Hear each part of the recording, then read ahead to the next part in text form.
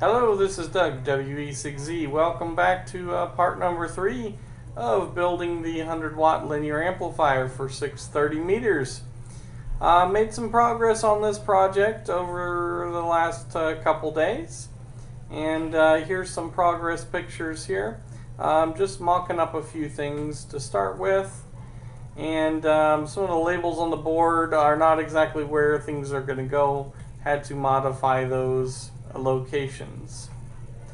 And then we're going to put the input filter or input matching transformer in the front of the front of the box.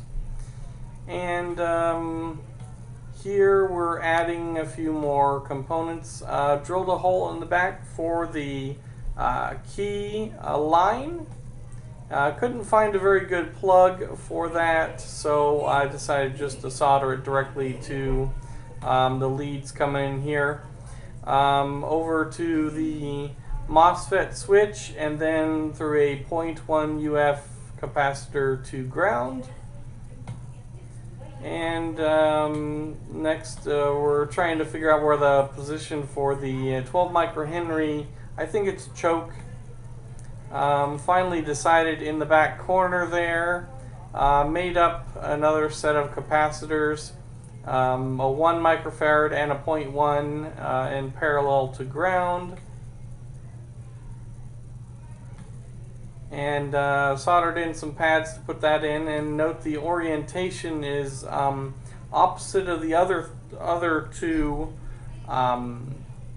toroids there, so that there isn't any interaction between those three. Here's another top view picture of that.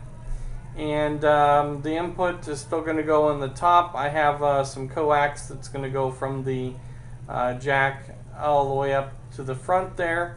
Included a status LED to show you whether the amplifier is turned on or off. And then I may also add one more LED to show when the amplifier is in transmit mode, which would come off of the switch MOSFET power. So here you go. This is what it looks like so far. And top view here. Still making progress.